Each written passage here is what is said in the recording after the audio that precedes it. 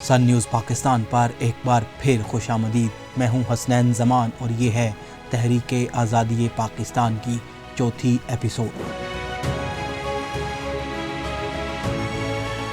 کل ہم نے دیکھا کہ کیسے ایک وکیل محمد علی جناح جو بمبئی کی عدالتوں میں دلائل دیا کرتا تھا، کیسے مسلم لیگ کی قیادت سنبھال کر ایک قائد کی شکل میں ڈھل گیا۔ ہم نے یہ بھی دیکھا کہ 1937 کے انتخابات میں ملی ناکامی نے کیسے ان کو سبق سکھایا کہ مسلمانوں کو محض چند مطالبات کی ضرورت نہیں بلکہ ایک مکمل منزل کی ضرورت ہے۔ آج ہم اس تاریخی موڑ کے بارے میں بات کریں گے جب پہلی بار یہ منزل الفاظ کی صورت اختیار کر کے سامنے آئی، اور اس دن کو یعنی 23 مارچ 1940 کا دن، جسے یوم پاکستان بھی کہا جاتا ہے۔ اس اہم واقعے کو سمجھنے کے لیے ہمیں تھوڑا سا پیچھے جانا ہوگا۔ 1937 کے انتخابات کے بعد جن صوبوں میں کانگریس کو اکثریت ملی، وہاں کانگریسی وزارتیں قائم ہو گئیں۔ کانگریسی وزارتوں کے دور میں سرکاری ملازمتوں میں مسلمانوں کو نظر انداز کیا جانے لگا۔ تعلیمی نصاب میں ہندو ثقافت اور مذہبی رجحانات کو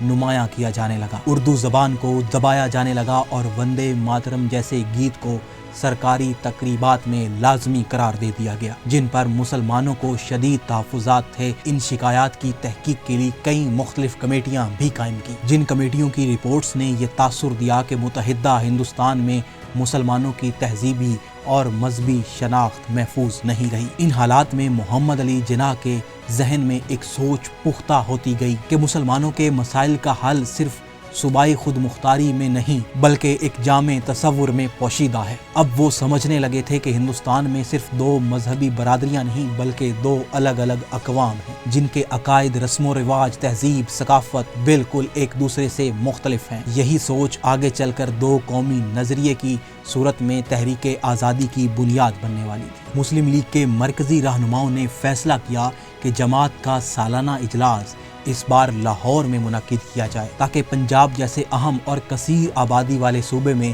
مسلم لیگ کی طاقت کو زیادہ مستحکم کیا جا سکے۔ 23 مارچ 1940 کی صبح لاہور کے منٹو پارک، جسے اقبال پارک بھی کہتے ہیں، میں مسلم لیگ کا 3 روزہ اجلاس شروع ہوا۔ اندازوں کے مطابق اس اجلاس میں 1 لاکھ سے زائد افراد شریک ہوئے، جو اس وقت کے حالات میں ایک بہت بڑا اجتماع تصور کیا جاتا تھا۔ پنڈال کو خصوصی طور پر سجایا گیا تھا اور فضا میں ایک عجیب سا اور بے چینی کا ماحول تھا۔ لوگ صبح سویرے ہی پنڈال میں جگہ حاصل کرنے کے لیے پہنچنا شروع ہو گئے تھے۔ محمد علی جناح نے اپنے صدارتی خطبے میں وہ دلائل پیش کیے جو آگے جا کر بر صغیر کی سیاست کا ایک مکمل رخ بدلنے والے تھے۔ انہوں نے کہا کہ مسلمان اور ہندو کوئی دو مذہبی فرقے نہیں بلکہ دو الگ قومیں ہیں، جن کی اپنی اپنی تہذیب، اپنے اپنے ہیروز اور اپنی اپنی روایات ہیں۔ انہوں نے کہا کہ ایسی دو مختلف قوموں کو ایک ہی جمہوری نظام کے تحت رکھنا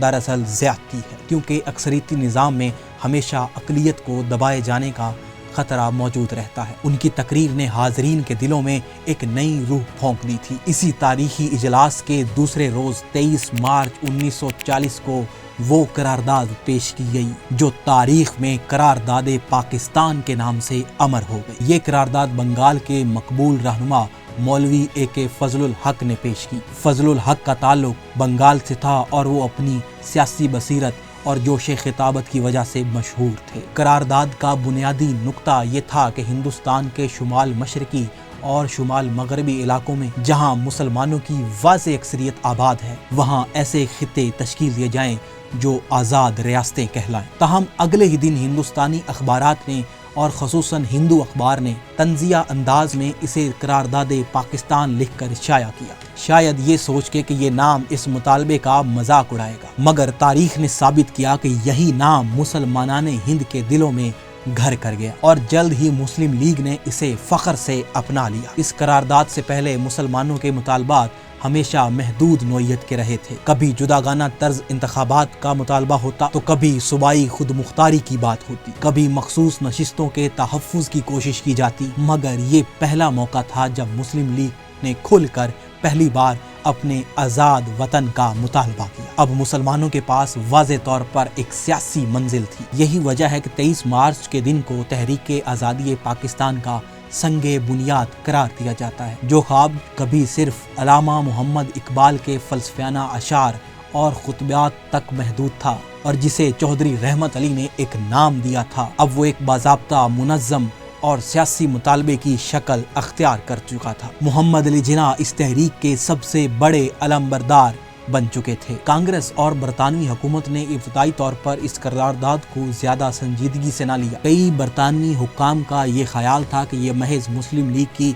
दबाव डालने की एक कोशिश है जिसे मुज़ाकरात की मेज़ पर कमज़ोर किया जा सकता है। कांग्रेसी रहनुमाओं ने भी इसे एक नाकाबिले अमल और गैर हकीकी मुतालबा करार दिया, लेकिन मंजिल का तयन हो चुका था। अब सिर्फ उस मंजिल पर पहुंचने के लिए तवील और कठिन सफर बाकी था, एक ऐसा सफर जो कुर्बानियों और सब्र से इबारत होने वाला था। मोहम्मद अली जिन्ना ने इस करारदाद को बुनियाद बनाकर मुल्क भर में सियासी दौरे शुरू कर दिए और मुस्लिम लीग को महज एक अशराफिया की जमात से निकाल कर एक आम आवाम की तहरीक की शक्ल देने की कोशिश की। ताहम मंजिल तक पहुंचने के लिए अभी कई बड़े सियासी मार्के और कोशिशें बाकी थी। ये तहरीक आगे कैसे बढ़ी, किन मराहिल से गुजर कर ये ख्वाब हकीकत के करीब तर होता गया और किन रुकावटों का सामना मुस्लिम लीग को करना पड़ा। तहरीक पाकिस्तान की ये कहानी जारी है। इसका अगला हिस्सा कल पेश किया जाएगा। इस वीडियो के कमेंट्स बॉक्स में अपनी राय का इजहार ज़रूर कीजिए। हसनैन ज़मान को दीजिए इजाज़त। अल्लाह निगहबान।